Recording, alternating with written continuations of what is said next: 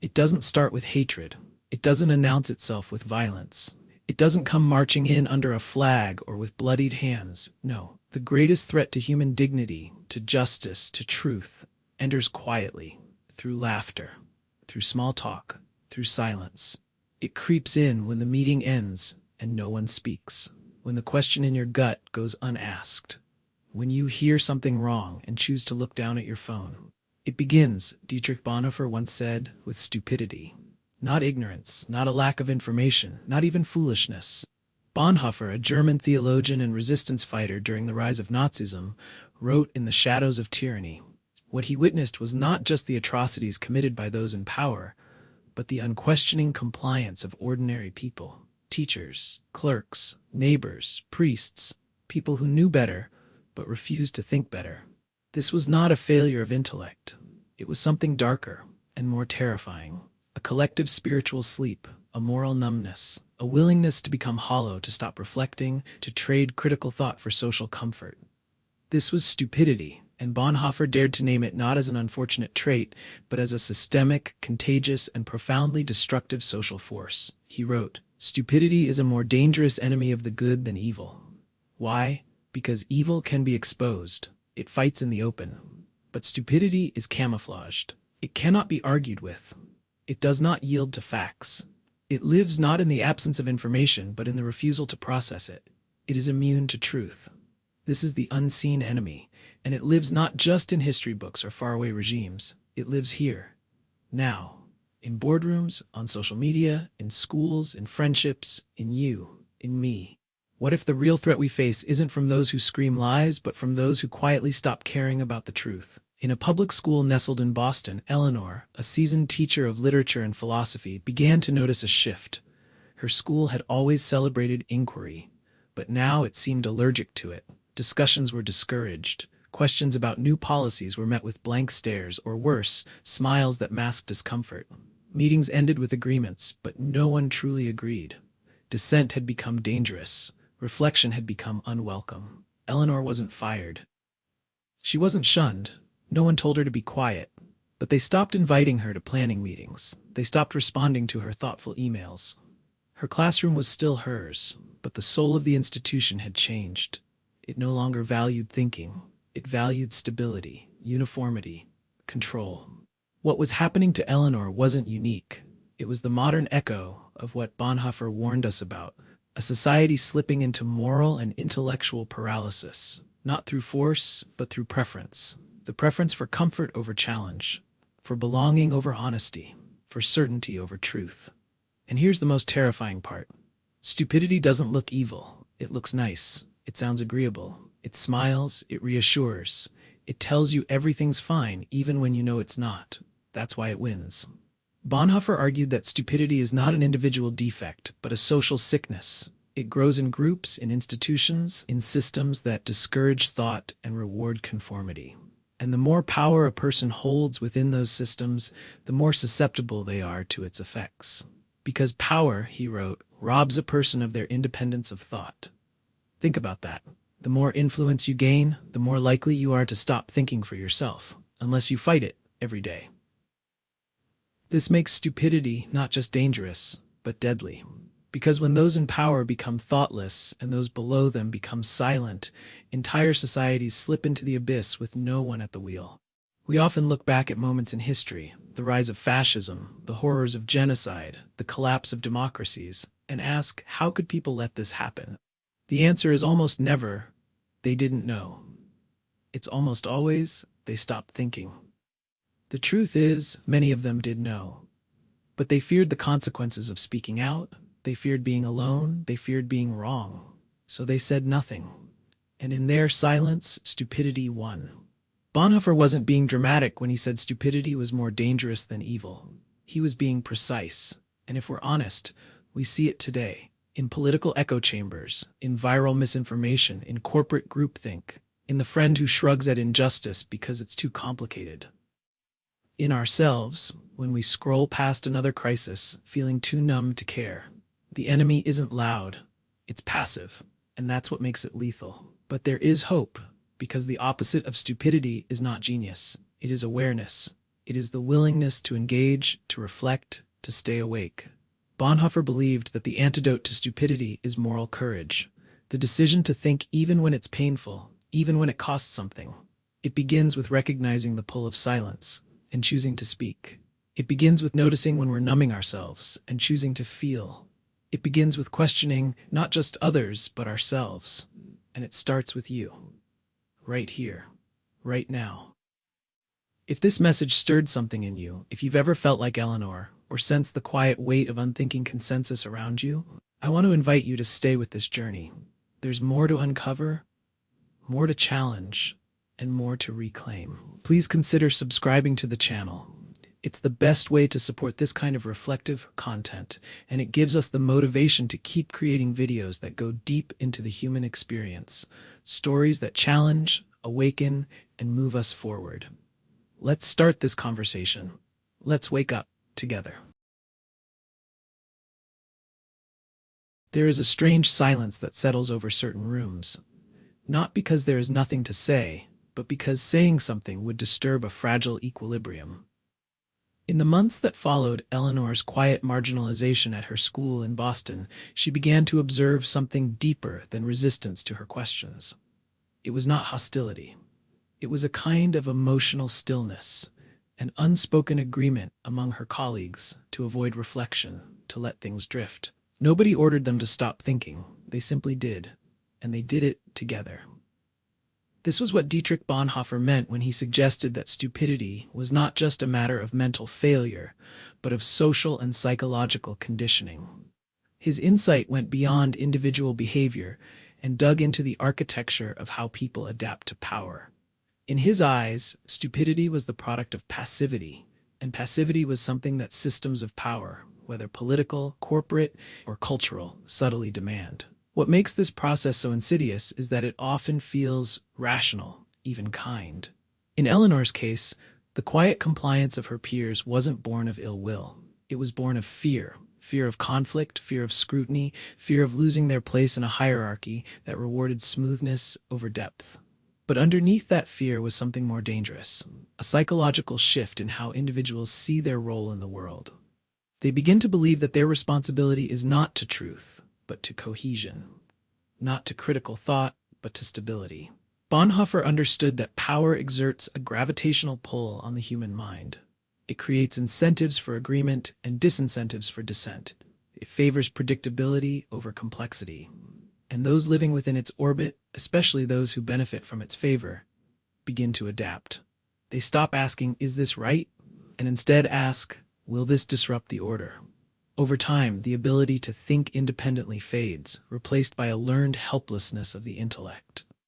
David, the Silicon Valley executive introduced in Part 1, knew this process intimately. At first, he was celebrated for his creative thinking, his disruptive ideas. But as his company grew and investors poured in, something shifted. Meetings became less about debate and more about performance. Dissent was treated as disloyalty. Those who challenged the dominant narrative were gently phased out, and David, once a champion of deep thinking, found himself rehearsing safe responses, avoiding difficult questions, suppressing the very instincts that had built his success. What had changed? David hadn't lost intelligence. He hadn't abandoned his values, but he had entered a system that rewards conformity and punishes complexity. Like Eleanor's school, his company no longer needed thinkers, it needed functionaries. The cost of speaking up became too high, the rewards of silence too tempting. This is the heart of what Bonhoeffer warned us about. He wrote that under certain conditions, people begin to cede their agency, not out of malice, but because it becomes psychologically easier to do so. They outsource their moral judgment. They allow procedures, leaders, and group norms to dictate their thoughts. And the more embedded they become in these systems, the more they resist anything that threatens to shake them awake. There is a powerful emotional component to this. Thinking critically is hard. It's isolating. It requires confronting discomfort, ambiguity, contradiction. In contrast, passivity offers relief. It lets us feel safe, accepted, efficient. When a group or institution cultivates that feeling through rituals, routines, and unspoken norms, it slowly trains its members to stop thinking not because they can't, but because they no longer want to. Social psychology gives us language for this: groupthink, diffusion of responsibility, motivated reasoning. But Bonhoeffer grasped the emotional texture of it. He saw how the desire for acceptance, the fear of rejection, the exhaustion of moral responsibility could all converge into a dangerous cocktail of unconscious obedience. And he knew that when this kind of passivity spreads, it becomes nearly impossible to challenge from within. Marissa, a policy analyst in Chicago, would come to understand this firsthand. Working in a federal housing office, she began to notice how her team treated human needs as spreadsheets and metrics. When she questioned the impact of certain eligibility requirements, she was told, "We don't make the rules, we just implement them." No one believed they were doing harm, but no one questioned the outcome either. The system trained them to look away. Over time, Marissa's unease deepened. She wasn't being told to stop thinking, but thinking made her job harder. It made her feel. And that was inconvenient. In these stories, Eleanor's classroom, David's boardroom, Marissa's bureaucracy, we see how power doesn't always silence by force. More often, it silences by seduction. It offers ease, belonging, clarity. It rewards those who don't ask questions. And gradually it transforms intelligent, caring individuals into vessels of stupidity, not through ignorance, but through disuse of the intellect. This is not a judgment. It is a warning. Because if passivity can take root in places like schools, startups, and government offices, it can take root anywhere, in your church, in your friend group, in your own home. The line between thinking and obeying is fragile, and once crossed, it is difficult to walk back. But Bonhoeffer did not leave us hopeless. He believed that the first step to reclaiming thought is awareness. Awareness of the forces shaping our silence. Awareness of our own temptation to defer. He believed that moral courage begins not in grand gestures, but in small awakenings. A question asked in a quiet room, a challenge made in a meeting, a doubt followed instead of dismissed. The antidote to passive power is not rebellion for rebellion's sake. It is the decision to reclaim your mind, moment by moment, decision by decision. It is the daily, exhausting, noble task of staying awake when it is easier to drift. Because in the end, the real battle isn't between the thinkers and the fools. It's between the awake and the asleep. Between those who accept complexity and those who hide from it. Between those who choose to feel the weight of moral choice and those who prefer the bliss of blind obedience. And the question for each of us is simple. Which will we choose? Bonhoeffer's answer was clear. In the face of encroaching power and collective sleep, he chose the painful clarity of thought.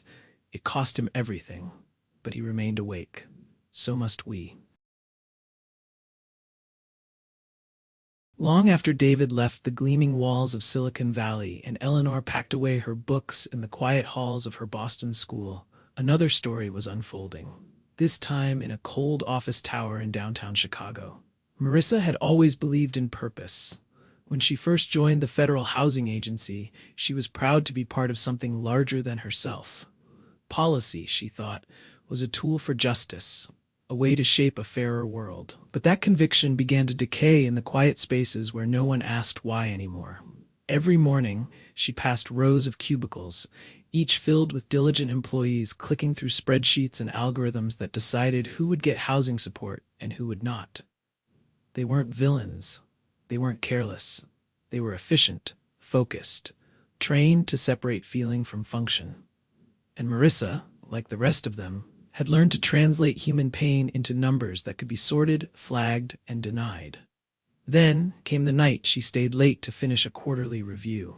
She clicked through the case of a woman named Gloria, a single mother who had been evicted after missing a deadline for documentation. Her appeal had been processed and rejected under a clause that Marissa herself had helped draft. There was no malice, no prejudice, just a policy. Just the system working as intended. Marissa froze. She could see Gloria's name, her children's ages, her last address. It wasn't cruelty that had failed her. It was indifference. It was the absence of questioning. It was, as Hannah Arendt described, the banality of evil.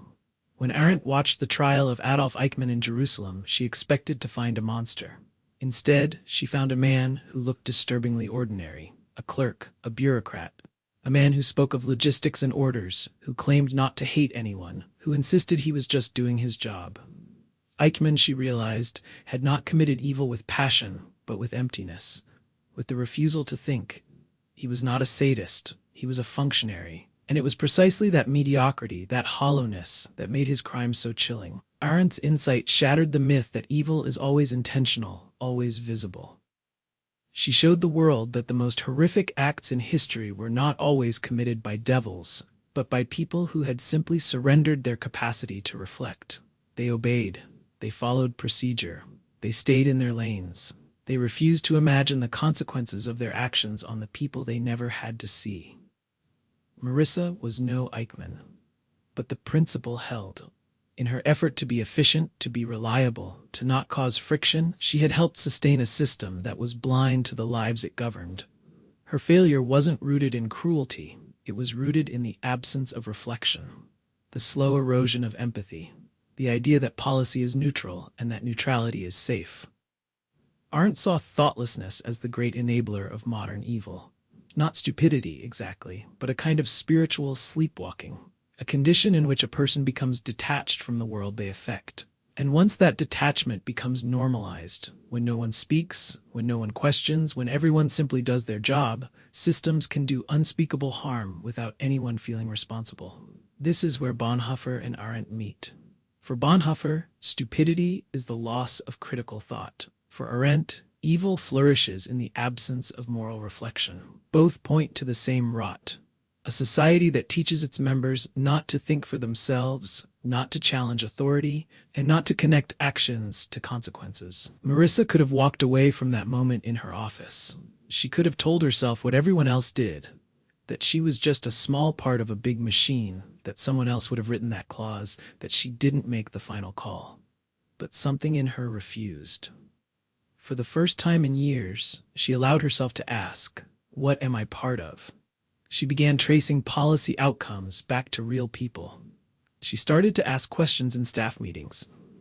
Not hostile, not dramatic, but honest. Have we considered the human cost here?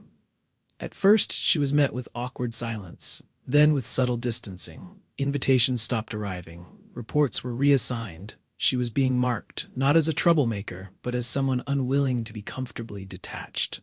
That's when she knew she was on the right path. Arendt believed that the antidote to the banality of evil is not heroism, it's thought. It's reflection. It's the simple act of refusing to go numb.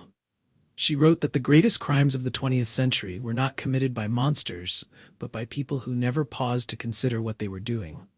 They moved forward, step by step, procedure by procedure, without ever lifting their heads. And so, she argued, the true moral responsibility in modern life is to remain awake, to stay connected, to keep the link between the mind and the heart intact. This does not mean we must always rebel or refuse to participate. It means we must never let ourselves forget the reality behind the rule. We must see the faces behind the forms. And most importantly, we must never let our jobs, our roles, our routines replace our judgment. Eleanor once said that her students didn't need answers, they needed permission to ask the real questions. David realized that innovation without ethics was just exploitation in disguise. Now, Marissa was beginning to understand that justice in policy could only exist if someone in the room was willing to bring the human being back into focus. This is the quiet revolution that Arendt called for, not with protests or manifestos, but with the radical act of reflection in a world that prefers automation. To be awake in such a world is exhausting, it is lonely, but it is necessary. Because if we do not think for ourselves, someone else will think for us. And they may not have our integrity, our conscience, or our care. The death of reflection is not a tragic accident, it is a social design. And resisting that design, reviving our moral imagination, is the first and most urgent act of reclaiming what it means to be human. Marissa made her decision. She left the agency months later, not in anger, but with clarity.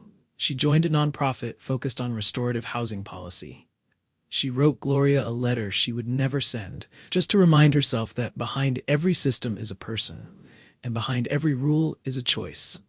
The mirror Arendt held up is still in front of us. What we see in it depends on whether we are willing to look. Long before social media was even a concept, Bertrand Russell foresaw a world where the loudest voices would drown out the wisest ones. He saw it coming like a storm on the horizon, a world not starved of knowledge, but glutted with noise. His concern wasn't simply that people would become uninformed. It was that they would become addicted to simplification, willingly trading the discomfort of truth for the pleasure of certainty. And when truth becomes too complex to entertain, ignorance finds a home not on the margins, but at the very center of cultural life. Russell believed that societies don't just tolerate ignorance, they often reward it, especially in the political and social arenas where the appearance of confidence and clarity is more persuasive than careful, nuanced thinking. His famous observation still rings with eerie relevance. The trouble with the world is that the stupid are cocksure and the intelligent are full of doubt. Nowhere has this insight become more tragically visible than in the age of instant information. Lucia, the Santa Fe-based artist and activist, began to notice it in her own small corner of the world. She had always been a seeker, a curious, open thinker with a gift for listening. In the early days of her environmental justice work, her posts were long, reflective, and rooted in deep research. She would spend days crafting essays about climate migration, intersectional economics, or indigenous land rights. They reached dozens of people, sometimes hundreds, but they never spread. One afternoon, out of frustration, she shared a sarcastic meme mocking a political figure who had dismissed environmental protections. It was harsh, snappy, shallow. It went viral within hours. She sat there, phone in hand, scrolling through thousands of likes and comments. People weren't engaging with the truth. They were responding to the tone. They didn't want insight. They wanted affirmation, rage, certainty, simplicity. And she felt, for the first time, not just disappointed, but genuinely afraid. Lucia realized she was being pulled into something she didn't fully understand, a culture that no longer values thinking, but reacting. She remembered Russell's fear that the modern world would increasingly become hostile to intelligence, because intelligence demands humility. And humility, in the public arena, is almost indistinguishable from weakness. In the weeks that followed, Lucia began to notice the patterns everywhere. News anchors who shouted instead of reasoned, commentators who simplified complex issues into binary takes, friends who shared posts without reading the articles. The deeper she looked, the clearer it became. We are living in the triumph of noise. But noise is not just volume. It's speed, it's brevity, it's the erosion of attention, the fragmentation of thought. It is the reduction of the world into pieces too small to hold meaning. In this landscape, Russell warned, real thinking becomes a burden. It requires time, contradictions, and the courage to say, I don't know. That courage, Lucia understood, is in short supply. In part because the systems we now depend on, media, platforms, politics, punish doubt and reward certainty. When everyone is selling a version of the truth, the one who admits they're still searching is the least trusted voice in the room. And yet, Russell insisted, the soul of a free society lies precisely in its ability to tolerate uncertainty. Without it, discourse collapses into theater, policy becomes propaganda, knowledge becomes a weapon, not a tool, and the people lose the ability not just to govern wisely, but to think freely. Lucia didn't want to abandon the digital space. She knew it mattered, but she also knew that staying in it, unchanged, meant losing herself. So she made a different choice. She started something quiet, something slow. Once a month, she hosted what she called curiosity dinners. A dozen people would gather in her studio, surrounded by canvases and candlelight. There were no microphones, no recordings, no predetermined topics. The only rule was that no one could state an opinion without asking at least one genuine question first, and no interruptions were allowed. At first it felt strange. People hesitated. They stumbled over their words. But then, something rare happened. They started listening. They asked, not to respond, but to understand. For some, it was the first time in years they had experienced disagreement without defensiveness. For others, it was a return to a part of themselves they'd long buried beneath hashtags and headlines. Lucia wasn't trying to fix the world. She was trying to rescue attention, to protect one tiny space where thoughtfulness could still breathe. Russell would have approved. He believed the antidote to the worship of ignorance is not elitism, but education rooted in curiosity. He believed in nurturing not just the intellect, but the spirit of inquiry. A spirit that has no need to always be right, but every need to understand what is true.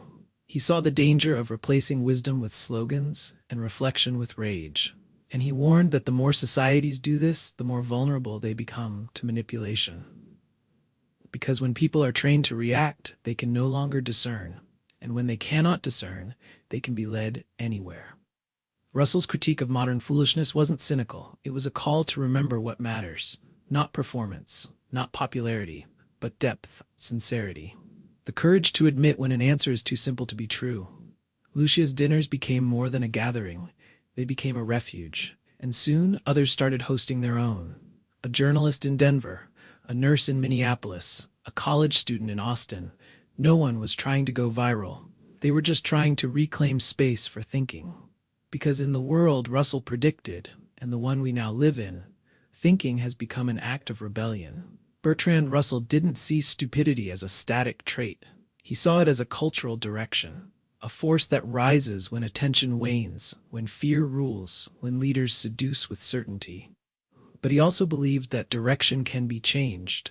If enough people are willing to stand still in a rushing world and ask, what have we stopped hearing?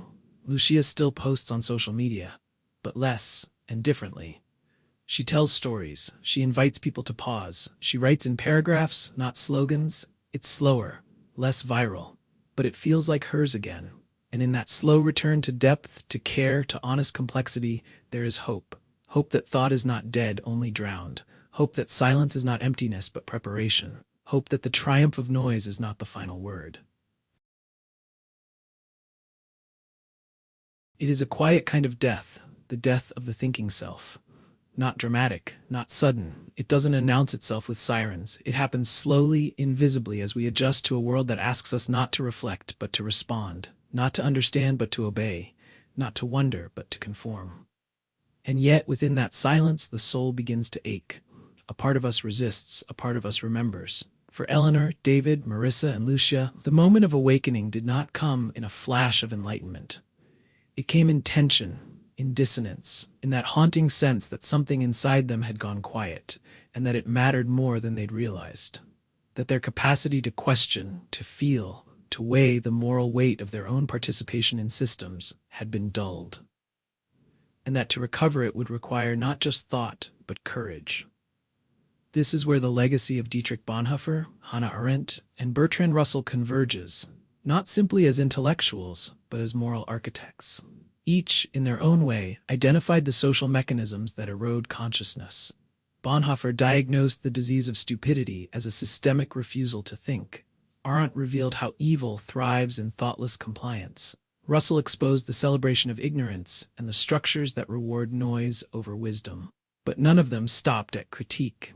Each offered a path, not easy, but possible, for reclaiming the thinking self and, through it, our shared humanity. Bonhoeffer believed the answer lies in moral clarity, not as ideology, but as orientation. It is not enough to know facts, to possess information. We must take responsibility for the meaning of those facts. We must relearn the habit of asking, what does this mean for the lives of others, for the dignity of the vulnerable, for the future I am building through my choices?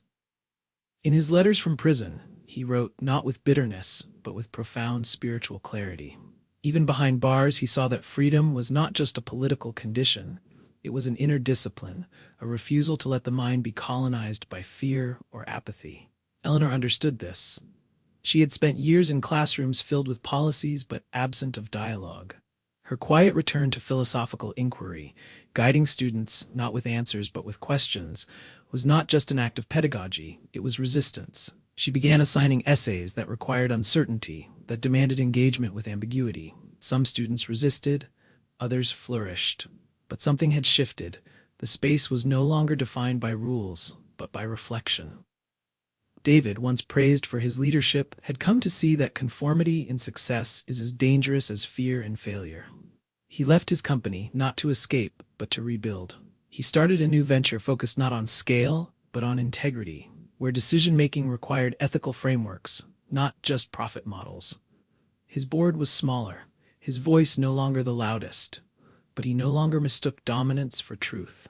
Marissa's journey had taken her into the machinery of bureaucracy and back out again. When she left the housing agency, she carried with her a different kind of commitment, not to efficiency, but to justice with empathy. She now works to rewrite policy language so it reflects the lives of those it serves. She meets with those affected. She listens before she calculates. The rules still matter, but now they begin with people, not programs. And Lucia, in her quiet revolution, created a space for something that had all but disappeared in the noise of the digital age: deliberate, thoughtful dialogue. Her curiosity dinners became sanctuaries for the mind. But they were more than conversation circles. They were acts of cultural defiance, against speed, against certainty, against the commodification of thought. These 4 stories are not exceptional. They are possible. They are happening, quietly in many places, wherever someone refuses to go numb, wherever someone chooses to stay conscious. And this is where the cycle of stupidity begins to break, not through mass movements, but through individual awakenings that ripple outward. But resistance is not romantic. It is exhausting. To remain awake in a world that profits from your sleep is to swim against the current every day. It is to ask uncomfortable questions, to lose status, to be labeled difficult, inconvenient, intense. It is to risk misunderstanding. And it is to accept that truth, in its real form, rarely comes gift-wrapped in certainty. That is why courage is essential. Not just the courage to speak, but the courage to stay with the questions that don't have easy answers. Bonhoeffer's courage came not only from faith, but from an unflinching commitment to complexity. He refused to reduce good and evil to slogans. He refused to let political ideology override spiritual discernment. That refusal cost him his life, but it preserved something even more sacred: his integrity. Arendt's courage was in her refusal to dehumanize the ordinary. She looked at Eichmann and refused to demonize him as a monster. She insisted instead on holding a mirror to society, to see how we create the conditions where people forget how to think, how to feel, how to recognize themselves in others. That insight was not comfortable, but it was real. Russell's courage was intellectual. He stood against the tides of populism and simplicity. He championed education as a means not of information transfer, but of moral development. He believed that thinking well required a willingness to admit error, to live with doubt, and to reject the seduction of applause. So what now? We are not powerless, but we are responsible. Responsible for the spaces we cultivate, the questions we ask, the silence we tolerate. Each of us carries a choice, not once, but every day, to lean into the discomfort of consciousness or retreat into the ease of consensus. To break the cycle of stupidity requires that we create new rituals for reflection, small ones, daily ones. Eleanor began journaling again, not about her schedule, but about her thoughts. David meets weekly with a circle of mentors who challenge his decisions not with applause, but with questions. Marissa now keeps a practice of writing anonymous policy letters to her younger self, a way of reminding herself who she works for. Lucia's dinners have grown, spreading to other cities, seated by people hungry for spaces where thinking is still sacred. Perhaps the most radical thing we can do now is this: choose slowness, choose depth, choose thought when reaction is quicker. Choose curiosity when certainty is easier. Choose to listen. Choose to feel. Because the world we pass on to the next generation will not be shaped by what we know, but by how we engage with what we know. By whether we have the courage to question not only the systems around us, but the stories within us.